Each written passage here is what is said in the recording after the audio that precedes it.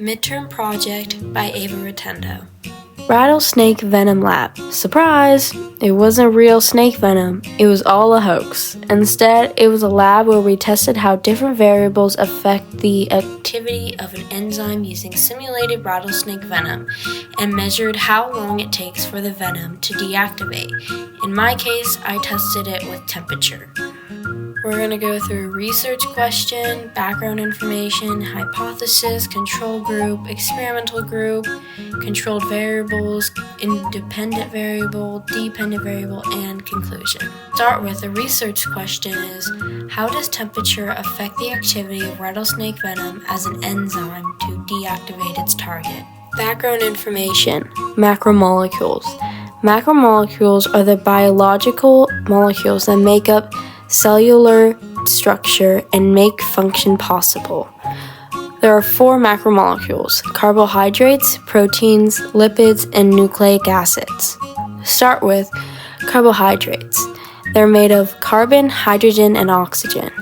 And there's also 3 classes of carbohydrates: monosaccharide, disaccharide, and polysaccharide. Monosaccharides are the most basic form of a carbohydrate. Since they are the most basic form of carbohydrates, they cannot be further broken down into simpler sugars.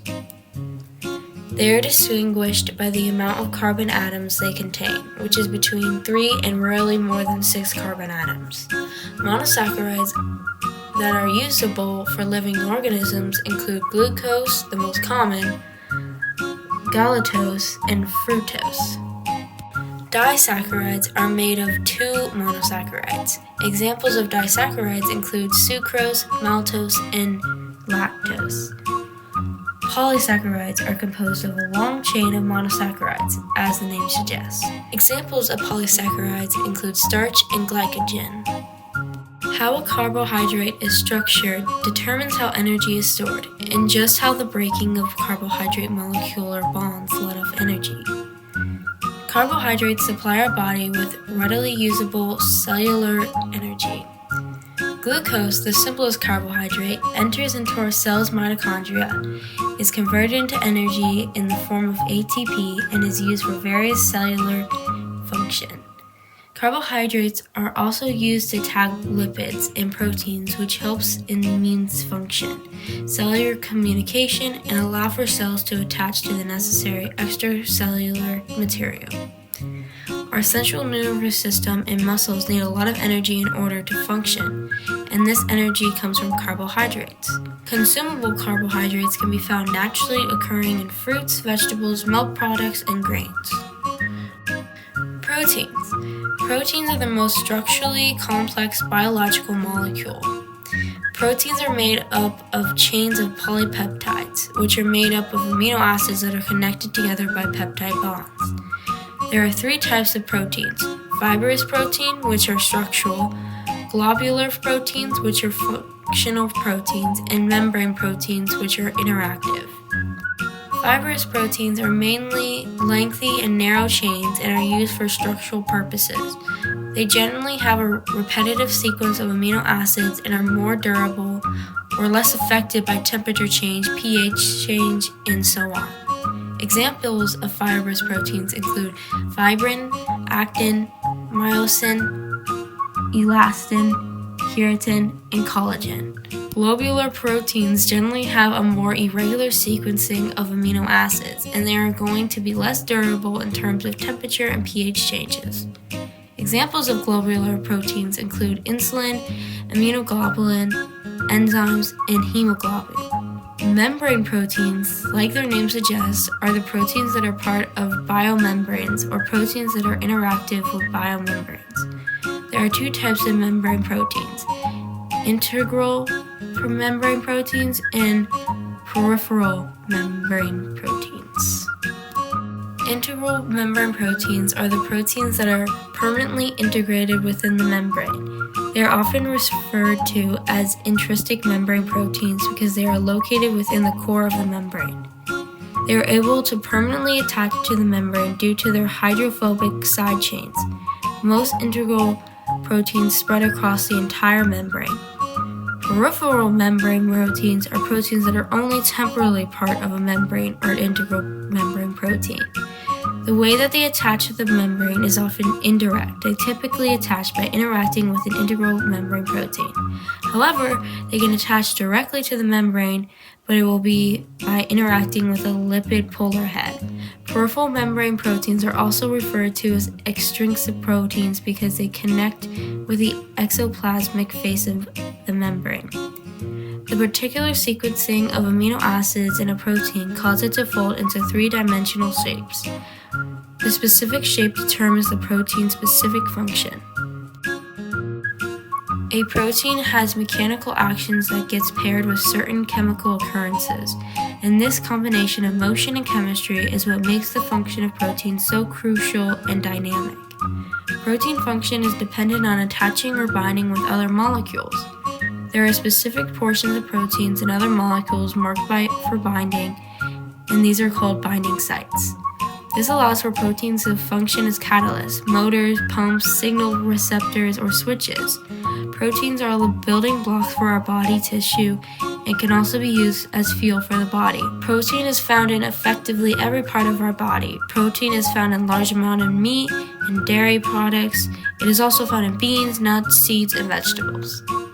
Lipids. Lipids are characterized by their insolubility in water. There are 5 main classifications of lipids: FA, GL, GP, ST, and SP. Fatty acid refers to fatty acids and their byproducts. It is made up of hydrocarbon chain on one end and carboxylic acid on the other end. The hydrocarbon chain is nonpolar and hydrophobic, which means water-fearing. The end containing the carboxylic acid group is polar and hydrophilic.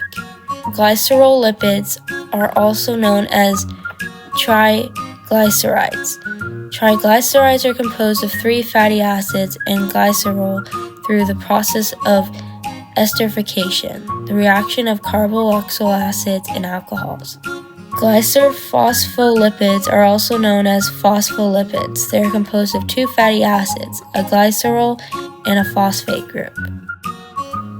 Glycerophospholipids are a major ingredient of cell membranes. Stereolipids are a type of steroid with 4 attached carbon rings and a hydroxyl group.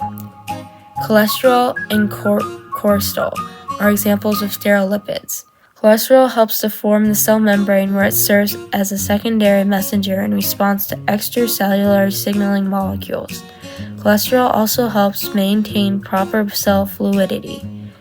Cortisol is your body's primary stress hormone. It is most notorious for aiding your body's fight or flight response. Sphingolipids are a type of lipid with a foundation made of sphingoside bases. Sphingoside bases contain 2 or 3 hydroxyl groups and generally a trans double bond in the 4th position. The most common types of sphingolipids in our body are dihydrosphingosine and sphingosine. Sphingolipids are known to protect the surface of a cell from harmful environmental factors. They are also involved in signaling and cellular recognition. Overall, lipids have crucial functions within cellular processes. This includes storing energy, communication, protection, and they offer structural stability.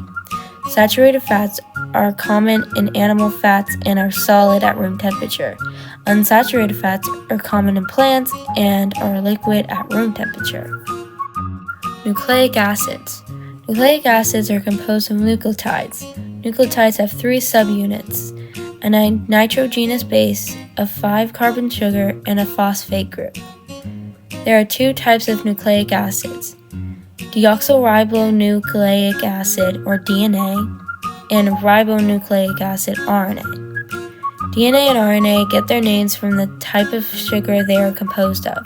DNA contains the sugar deoxyribose, and RNA contains the sugar ribose. There are 2 types of nitrogenous bases: purine bases and pyrimidine bases. Purine bases have 2 rings in their structure. Adenine and guanine are the purine bases found in both DNA and RNA. Pyrimidine bases have only 1 ring in their structure. Thymine and cytosine are the pyrimidine bases in DNA, and uracil and cytosine are the pyrimidine bases in RNA.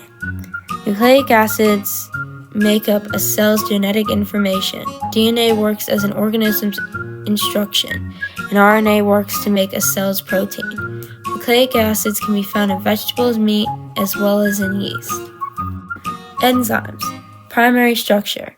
This is the unique sequence of amino acids in a polypeptide chain, linked together by peptide bonds. The order of amino acids is determined by the genetic code and is crucial because even a single change can affect the protein's function. Secondary structure. This level of structure includes two main types of folding patterns. Alpha helix, a coiled structure stabilized by hydrogen bonds between the carbonyl oxygen of one amino acid and the amide hydrogen of another, 4 residues down the chain. Beta sheets, formed by linking 2 or more polypeptide chains side by side through hydrogen bonds. The chains can run parallel or anti-parallel to each other. Tertiary structure. This is the complete three-dimensional structure of a single polypeptide chain. It includes several types of interactions. Hydrogen bonds between polar side chains, ionic bonds between positively and negatively charged side chains. Hydrophobic interactions, nonpolar side chains tend to cluster together inside the protein, away from aqueous environment. Disulfide bridges, covalent bonds between sulfur atoms in the side chains of cytosine residue, providing extra stability. Quaternary structure. This structure is specific to proteins that consist of more than one polypeptide chain. The subunits are held together by the same types of interactions found in the tertiary structure. Hemoglobin is a classic example of a protein with quaternary structure, as it consists of 4 polypeptide subunits. Proteins fold in specific ways due to several factors that influence their final three-dimensional structure. Amino acid sequence. The primary structure or the sequence of amino acids determines how the protein will fold. The chemical properties of the amino acid guide the folding process. Hydrophobic interactions.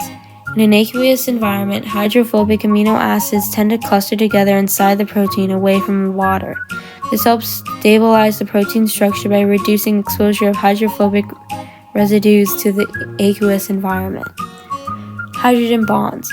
These bonds form between the backbone atoms as well as between side chains of amino acids, helping to stabilize secondary structures like alpha helices and beta sheets. Ionic bonds, also known as salt bridges. These bonds form between positively and negatively charged side chains, contributing to the stability of the tertiary and quaternary structures. Van der Waals forces. These weak interactions occur between all atoms and help to stabilize the protein structure by ensuring that the atoms are packed closely together. Disulfide bridges. Covalent bonds that form between the sulfur atoms of cysteine residues can create strong links that stabilize the protein's overall structure. Chaperone proteins. These specialized proteins assist in the folding process by preventing incorrect interactions and helping the protein to achieve its correct conformation. The combination of these interactions ensures that proteins fold into their specific functional shapes, which are crucial for their biological roles. Misfolding can lead to non-functional proteins and is associated with various diseases. Did you know? The upshot is scientists can fold lots of proteins that they never could before. That's important because it will give new insights into how those proteins work. Beyond that, researchers have been steadily improving the ability of computers to model the shape of proteins, and this now enables them to design their own proteins, making things never seen before in nature. The most obvious application is medicine. They can target very specific parts of the flu virus with a specific built protein, enabling a vaccine that works across flu strains. Hypothesis. If the temperature increases, then the time it takes for the rattlesnake venom to deactivate its target will decrease, because higher temperatures typically speed up enzyme reactions. However, at extremely high or low temperatures, the enzyme may lose its effectiveness due to denaturization. Variables. Control group, room temperature.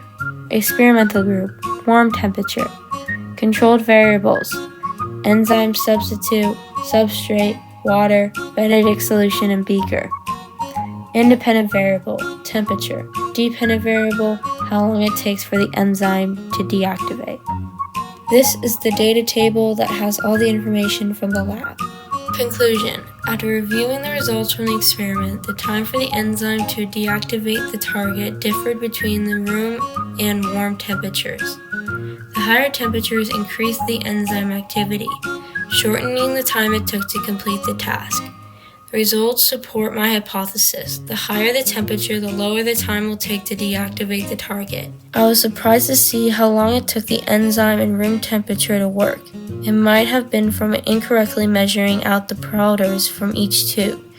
If I were to repeat this experiment, I would change the way I transfer the powder to the tubes and make more time to complete the experiment to improve the accuracy or reliability of the results. Enzymes in bacteria cell wall/membrane that lead to antibiotic resistance.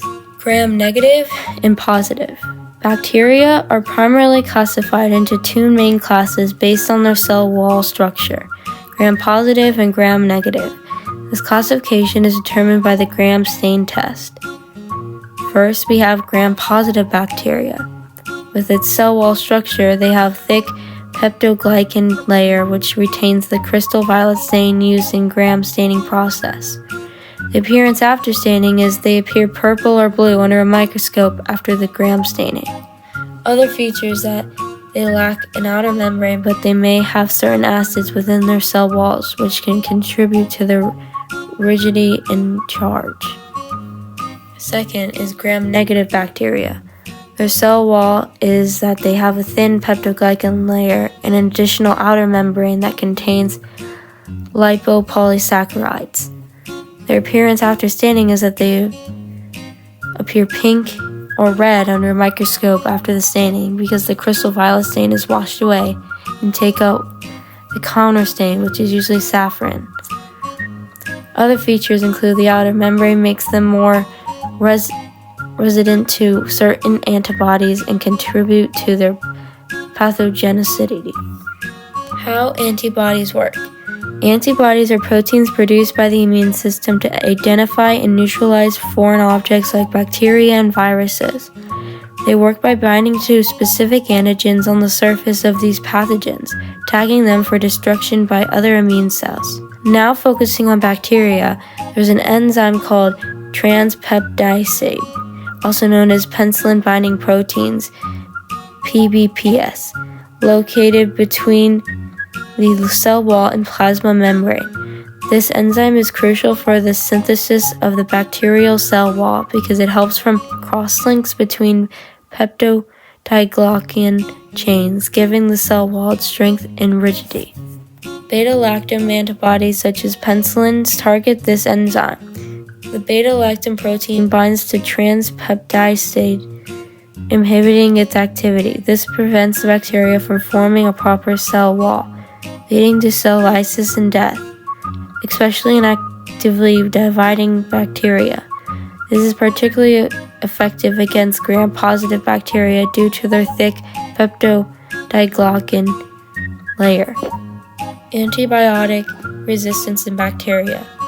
Antibiotic resistance occurs through several mechanisms at both the cellular and population levels.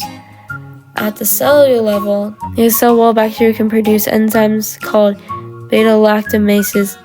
These enzymes break down beta-lactam antibodies before they can inhibit transpeptidase, rendering the antibiotic ineffective. Some bacteria also alter their transpeptidase enzymes so that beta-lactam antibodies can no longer bind to them effectively. At the bacterial population level, antibiotic-resistant genes such as those coding for beta-lactamase can be transferred between bacteria through a process called horizontal gene transfer. This can happen in several ways. Conjugation. Bacteria can transfer plasmids, small DNA molecules containing resistance genes, directly to neighboring bacteria through pilus. Transformation. Bacteria can pick up free DNA fragments from their environment that contain resistant genes. Transduction. Bacteriophages, viruses that infect bacteria, can carry resistance genes from one bacterium to another. Why antibody resistance is a major health concern. Antibody resistance is a major health concern because it makes infections harder to treat, leading to longer illnesses, more hospital stays, and an increased risk of death. It also limits the effectiveness of antibodies, making it difficult to control the spread of infections, increasing healthcare costs. Medical intervention. Resisto-Break. How Resisto-Break works. Resisto-Break is designed to reduce antibiotic resistance in a bacteria by targeting and inhibiting the function of beta-lactamase enzymes. These enzymes are responsible for breaking down beta-lactam antibodies, rendering them ineffective. Resisto-Break binds to beta-lactamase and deactivates it, allowing beta-lactam antibodies to function properly and inhibit the transpeptidase enzyme, which is crucial for bacterial cell wall synthesis.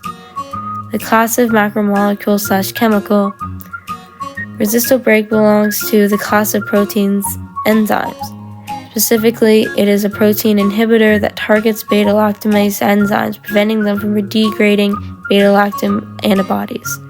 Resisto-Break would be taken orally in a pill, similar to many other antibodies. The pill would be designed to be absorbed in the digestive system, allowing the active protein inhibitor to enter the bloodstream and reach the site of infection where it can target and deactivate the beta-lactamase enzyme.